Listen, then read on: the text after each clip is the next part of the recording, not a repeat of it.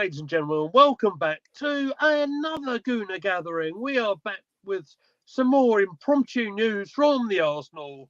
I am your host, Gooner Lee Meads, joined by the poshest man in sports entertainment today, Posh Bertie. Sir, how are you? I'm doing excellent. I am recovering from an excellent week of football today from this weekend. Arsenal perform a miraculous comeback. Tottenham lose. Man United not just get battered, but they get ritual public humiliation. It's quite a good week.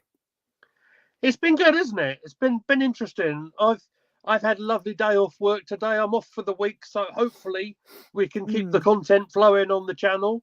Got some other things planned as well. Here's the thing for everybody behind the scenes. We hadn't planned to go live tonight, had we, Posh? But no, we were pre-recording something, but not going live. It's a scary situation. But as there's a few things to talk about, we thought we'd do this first, and we'll see what happens. So let's get straight into business, shall we?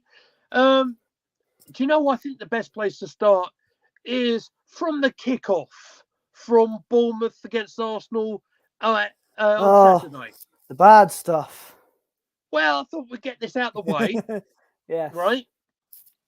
So, as we recall, as I may have said about 500 times on Saturday, as I've realised as I've watched it back, Bournemouth scored very, very early doors against us on Saturday. But Graham Poll, former referee, thinks, and there's evidence proving it as well, that we've been done a little bit dirty again on the old VAR. So sorry, I think I've just got a sense of deja vu here. Again, yeah. So if I talk you through it a little bit, it appears that from the kickoff, there's people in the wrong position, i.e. beyond the halfway line on the kickoff, and therefore it should have been restarted. Goal shouldn't have been given. Now, I know I'm clutching at straws a little bit, and ultimately it didn't affect anything because through some miraculous miracle of some sort, Arsenal pulled through and got a result on Saturday. A miracle by the name of Reece Nelson. Which we'll get to shortly. But just your thoughts. Have you had a chance to watch it back a little bit? Have you seen what I'm talking about? I do understand how, it made Bournemouth kind of made it look easy in a way. It was from the first goal you could see it wasn't good defensively. The Bournemouth player who scored, Billing, I think it was. Billing, totally unmarked. It was an easy move for Bournemouth, and it slotted in the back of the net. And and I'm not just saying this because we're finding this out now, but even I thought it didn't sit right with me. Yes, it's because we conceded, and that always doesn't sit right. But it didn't. It just felt a bit off. Yes, it was because it was like just straight away from kickoff, but I don't know. It felt a bit off, but obviously at the end of the day, it didn't matter. But it was so close to not to mattering in a way. But the fact that there's been so many calls like this just recently, there's several that we've talked about on the channel. I won't regurgitate the stuff that we've spoken about before, but the fact that there's been so many incidents that have been not quite right. It definitely funny that it definitely leaves a little bit of a question mark in terms of, well, what is actually VAR there for, and what can they do better? Well, do you want my real point of view or my professional broadcasting point of view? Because my real point of view is I've always thought everyone hates Arsenal, Sky Sports, the media, VAR. It's all against us, and they're trying to do everything because we're good now. They're trying to do everything in their power to stop us from winning the league. And they fined us against Oxford. I know this not in the league, but in the FA Cup. They fined us for failing to control our players when they were shouting at the referee, despite the fact Liverpool, Man City, Tottenham, Chelsea, all those players have done it afterwards. Not a single peep. He got fined against Man City. They were fined as well. So, Yeah. you know, that's fine, I guess. But still, it always applies to Arsenal. Always applies to Arsenal. And we'll get, there's somewhere we're going to go to in a minute, which I'm going to regurgitate that. But, okay, that's my conspiracy theory, tinfoil hat nonsense point of view out of the way. Right. My point of view is, look, it didn't matter at the end of the day. But if we ended up losing, then I think it would be a much more of a bigger issue for us, and bigger. But it just doesn't surprise me anymore. It's happened time and time again. Arsenal doing 9 games out of 12 to win the league. Yeah. Thank you. Still a long way to go. We'll see what happens. Hopefully that happens. But yeah. Exactly. Fair enough. So I think the best place to go now, because we've pretty much digested all the business with on Saturday in terms of how the play went, etc., and all the goals, etc. But I do want to bring us to Reece Nelson and the 96th minute winner or thereabouts. Oh, honestly, I've watched it back a few times today, and it gets better every time. That sweet strike from one of our own as well. We know it was near the outside of the box, and it perfectly in the back of the net. It was so good, absolutely fantastic. Like, you could see Roberto Carlos scoring that type of goal. Like, that's what a reference! Love to hear that reference, mate. Right? Can I just clarify? I am not comparing Reece Nelson to Roberto. I'm not comparing Reece Nelson to Roberto Carlos.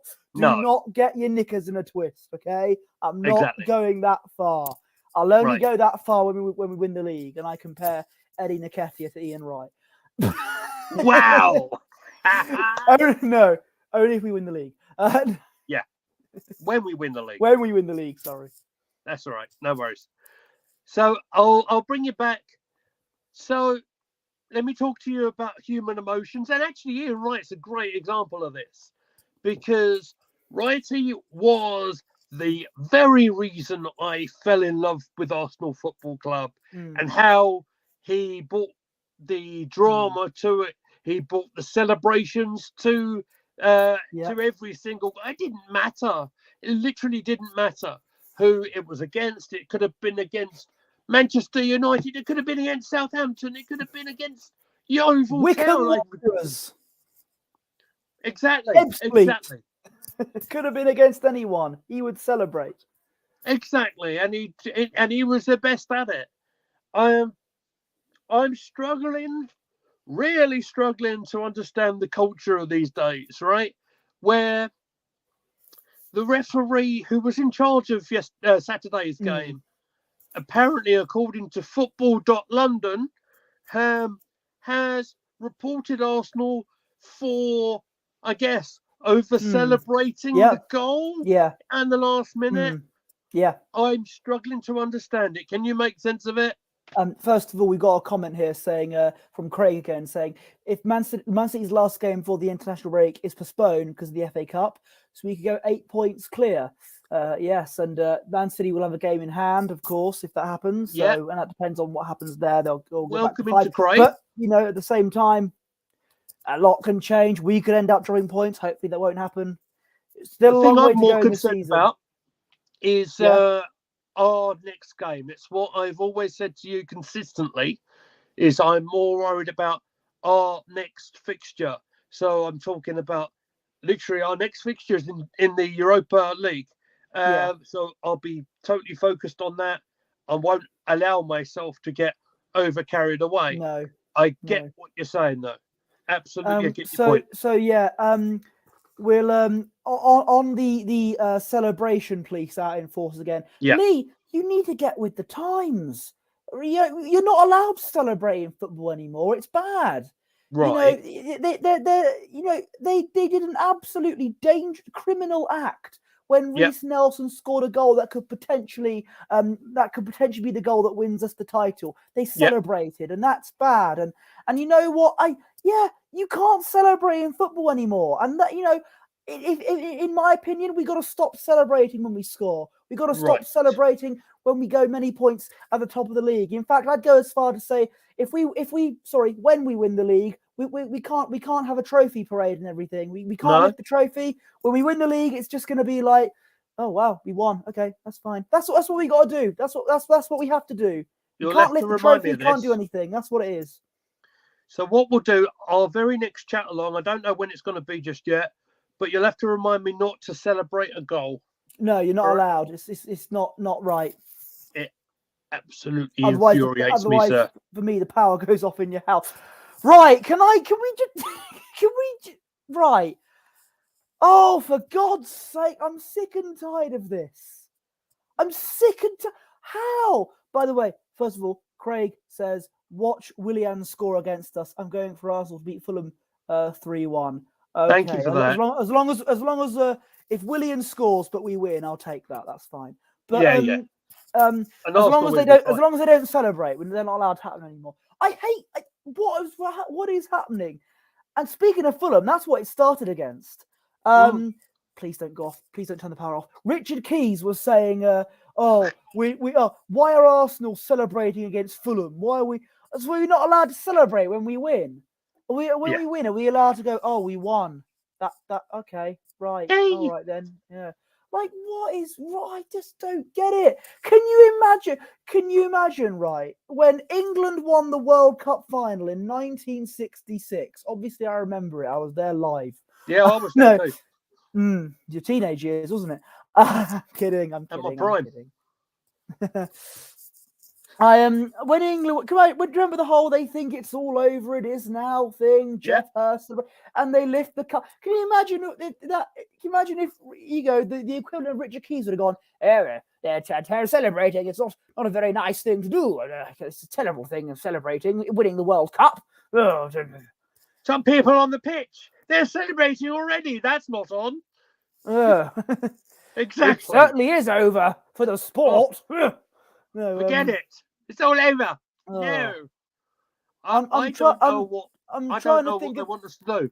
You know, okay, another example, when Aguero scored that 90-something minute winner against QPR. Imagine, imagine if the pundits went, "Oh, he celebrated. They can't win the league now. That's not on." Like, it's just, why can't we celebrate anymore? I don't understand, mate. If we were celebrating when we lost, that's when I'd be concerned, because I'd be like, what is going on here? But no, when we win, and they're like, "Oh, sorry, you can't. You're not allowed to be happy when you win." You didn't hear a peep out of them when Jurgen Klopp was losing his glasses and going wild on the touchline when Liverpool were winning most of the time in 2017. Or Mourinho. Yeah, when he was against Porto. Man United against Porto. When it was 1-1, he was running up to the Stretford end, going yes and like that. That's fine, because he's not the Arsenal manager. That's completely fine. Plus, we didn't have an agenda against Arsenal back then. I don't know. I was too young. I don't really remember. But I don't know. Sorry, mate. I've just seen some breaking news. It seems like Brighton have terminated their new manager. Literally, just 2 seconds. That's just come up on my screen. We'll talk about it in maybe another time, perhaps. Yeah. But ranting about celebrating again. No, I don't want to talk about that for a while now. No, I want to digest what I've just read there, because I want to make sure I've got my facts right. But for me, that is just extraordinary. I don't understand that. Right. We'll get onto that another time, perhaps. I think this is a crystal ball prediction. I think you may have seen some rumours that if Graham Potter got sacked as Chelsea manager, they were once again going to go for the Brighton manager, whoever I can't remember his name, but they were going to go for him. Meaning that if someone like Steve Bruce gets the Brighton job next, Steve Bruce will be the next Chelsea manager or something like that. Wow. That's how the process works for Todd Bowley. So that's the exclusive news coming out tonight. So I reckon very soon, probably after the Dortmund game, I think Graham Potter could be out the door because of that, because they were trying to get the Brighton manager, and I reckon they were having little secret conversations Brian Chairman found out, not on, you're out the door. Wow. That's what I think is happening. Wow. There you go, ladies and gentlemen. That's the exclusive coming out of tonight's stream. Breaking news. I could be what I wrong, plan to and go to then I'll look next- like an idiot. But it's not the first time I've looked like an idiot during these streams. So No, it's all right, mate. Yes, you're fine. You're fine. What I was going to go to next was Reece Nelson himself, and the fact that he's had such an impact as a substitute, as we spoke about a little bit on Saturday. Reece is out of contract in the summer. Looks like the Arsenal are looking to extend his contract further. Your thoughts on that one? Yeah, absolutely. I think give him what he wants. I think that's a good. I think it's good. Saka's the one I'm more concerned about. I want him to get a contract. He's the one I'm focusing on. Reece Nelson, that's great. He deserves it after against Nottingham Forest. He turned up against Bournemouth again. He provided the goods for us at the last ditch moment, and I'm pleased that he's getting a contract. And I hope. I do wonder if he actually turns out to be a very good player for us and ends up being the backup for Saka that we might desperately need. That could be an option. He might need to get a few more minutes for us under his belt, I think. But yes, the 2 times he's appeared, he's done very well. But we need to really see what happens, because he's not got that much opportunity at Arsenal at the moment. I mean, my opinion, the contract I'm focusing on is Saka. We need to extend his contract. He's the main man that we need to think about here. And I'll expand on that a little bit. Not just him, but Saliba as well. Of course. Yeah. But here's the thing with Reece. We hadn't seen him in so long. Yeah. And it was so good to see him come off the bench as the unsung Hale End boy, if you like, and to get the plaudits that he's so been working so hard to get to. My gut feeling is what we saw and what we witnessed on Saturday could well end up being iconic in terms of from the difference between them couple of points would and could be so crucial at the end of the day, because the most decisive goal of our season. It could be, and that's not me getting overexcited. It's just the fact that I think we so desperately needed it. Absolutely, because the standards are that high, right? Premier League is so competitive and so difficult. You don't anticipate strange results happening. Talking of strange results, look at yesterday, right? Look at Liverpool versus. Oh, I feel a bit bad when you said talking of strange, and then I put Jez's comment on. Jez, you're not strange. You're a lovely man. Absolutely. Jez Collins says he's prone to injury. He has played 85 minutes all season. He has. But I'm kind of hopeful that he got introduced at such a stage, which was so crucial for us. I mean, you got to look at the longer term. I don't think they would have planned to play Emil Smith-Rowe like as long as they actually did on Saturday. Bear in mind the injury to Trossard. We'll get to Trossard shortly. It'll be in our next topic.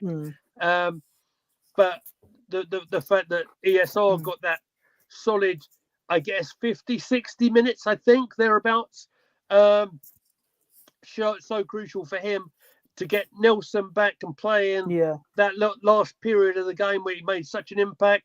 I think it's fantastic for him. And I kind of think he might play on Thursday, but we'll cross Thursday when we come to it a little bit further along. Next point of call, I think we'll talk about the 2 injured players. You made a real good point on Saturday, mate, didn't you? You were talking about the striking options that Arsenal do or do not have, perhaps. Do not have. At that point, anyway. Exactly. I mean, Martinelli could have played as a striker, I suppose. but that's not his. He's more of suited as a winger now. Yeah, In the same time, I so is agree. Trossard, but I agree. I But don't know. just to get up to date with injury news, etc. So it seems as though, from the sources that I've seen, again, it's football.london, so credit to them. It seems like Trossard's injury isn't too bad, which is a relief for everybody because we really need that, having options. I know it seems as though Gabriel Jesus is coming closer and closer to becoming back into the first team. Look, there's even pictures of him and his family on the pitch on Saturday, with the bib on and everything. Obviously, he wasn't on the bench and everything, but I guess they might have put him on whilst the other players were doing the cool down. I guess he might have got on the pitch to do a bit of a training session of sorts, right there and then. But it's very important that we have the extra players for cover, and Trossard has done so well as an Arsenal player since he's joined us, hasn't he? Absolutely. He scored the goal against Brentford as well, most notably. I think he's suited us really well. I think he's settled in very well, and I'm pleased with how he's going. And I do hope his injury's not that bad, because the lack of striking options we do need someone like him. So also for the wings as well. And long may his form continue, because I've been very impressed with him so far. Absolutely. And the other one I'll go to is my boy Eddie Nketiah, and I get plenty of stuff on social media about him. Can I just say, where did you get this news from about the Brighton manager being sacked? Because I'm not seeing anything from it. It's from Sky on Twitter. Right, because I'm okay. But right, in fairness, I will need to double check it before we go and do our recording in a minute. I'll double check that. Listen, it might be ladies' team. I'll need to double check the name. Might be, but we'll get into that another time. I was going to get into my boy Eddie Nketiah. It sounds like they're not ruling him out for Thursday in the Europa League against Sporting Lisbon. That will be a massive bonus if we've got him available. I don't know if it would be a great idea to risk him from the start if he has a bit of an injury doubt, but to have an option as a striker, absolutely vital, I think. Yeah, it's a shame he can't score though. It's unless it's against Man United, I suppose. I mean, we do need a striker at the moment, and if we've got options available, even if it is not exactly the greatest option in the world, that's fine. Especially when we play a club like Sporting Lisbon. But my issue is, since the United game, Eddie Nketiah's form has just fallen. He's missed so many chances that a lot of people can score. A lot of other strikers could easily score if Jesus was in the team. Some of the chances he had against Man City and Aston Villa, Jesus would have buried them. And Nketiah, someone said he can't finish his own dinner at the moment. That's so. I think hopefully the comeback from injury can maybe spark some kind of rejuvenation in Nketiah, because we need it against Sporting Lisbon. Craig says, "What did we sign Pablo Vieira for? He's like a wet wipe on that pitch." I think you are being a little bit harsh on Fabio Vieira. I think he's done okay for us. Would you like me to answer that? Yes, I will. So with Fabio, I think he's quite a slight player. I agree with this. I think for him to progress, yes, I think he needs to bulk up, definitely, because the Premier League is extremely physical. But he has had his moments. He has had his moments where he's contributed. Let's not forget the goal out of nowhere against Brentford. Let's not forget that pass that he played just a week or so ago against Aston Villa, which led to Martinelli having the tap in, which we all enjoyed, and we particularly enjoyed him celebrating a little bit early, perhaps. Well, careful, we'll get fined again.